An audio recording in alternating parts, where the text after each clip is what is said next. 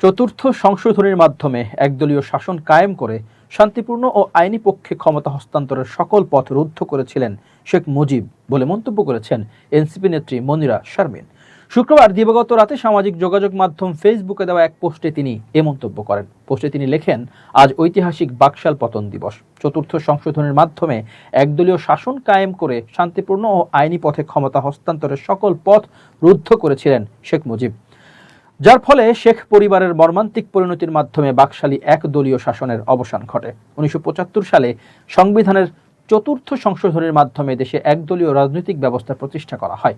এর মধ্য দিয়ে বহুদলীয় রাজনৈতিক কর্মকাণ্ডের সুযোগ সীমিত হয়ে পড়ে এবং রাষ্ট্রীয় ক্ষমতার কেন্দ্রীকরণ ঘটে।